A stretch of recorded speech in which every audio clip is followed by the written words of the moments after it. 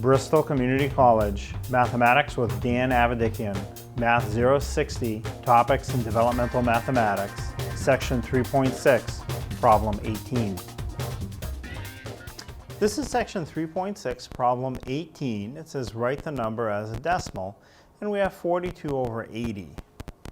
So, with any of these, I mentioned this as most of these begin, if you have a calculator, the quickest, easiest way to convert this fraction of 42 over 80 into a decimal is just divide the numerator, 42, divided by the denominator, 80, press equals, the calculator will give you the answer right away.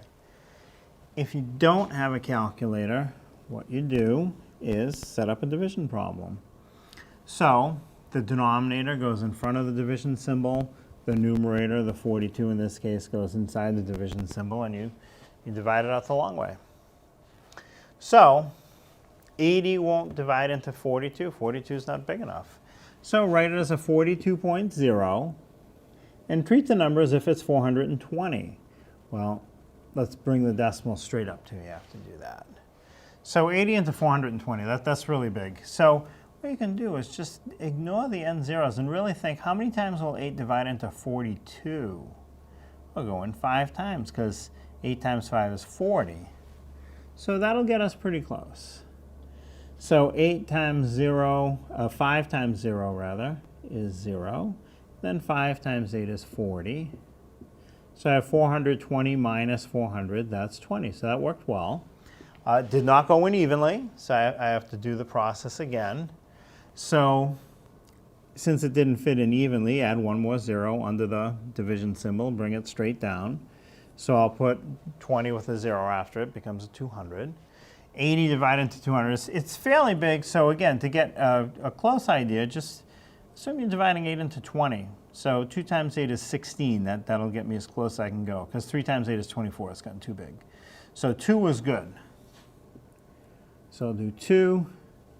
2 times 0 is 0, 2 times 8 is 16, and now I have 200 minus 160, that'll be 40. Didn't go in evenly.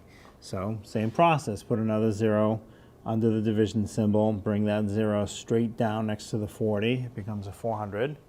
Now, how many times will 80 divide into 400? Again, these are big numbers, it's hard to estimate, so just really cover the last 0 up and divide 40 divided by 8. Well, go in 5 times. So, and it should fit into 400.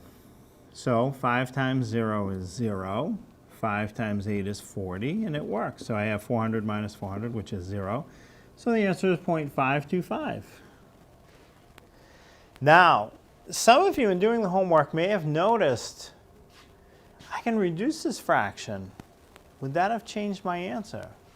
So I didn't reduce it, I got 0.525. And you may have noticed, well, they're both even. I can at least cut them in half. Half of 42 is 21. Half of 80 is 40. That won't reduce anymore because there are no numbers to divide into both evenly. Will 21 over 40 give me that same answer of 0.525? It will. So how can I prove that? Well, let's do the same thing. Let's divide 40 divides into 21. I set up my division. Again, you can do it with a calculator.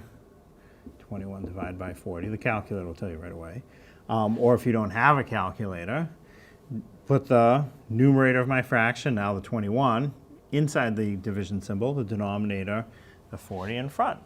Same process. Will 40 divide into 21? No, 21 is not big enough.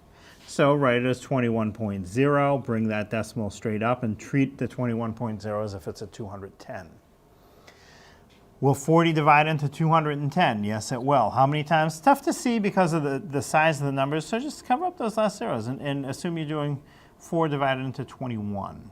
We'll go in 5 times. 5 times 4 is 20, so 5 times 0 is 0. 5 times 4 is 20, so I get 200.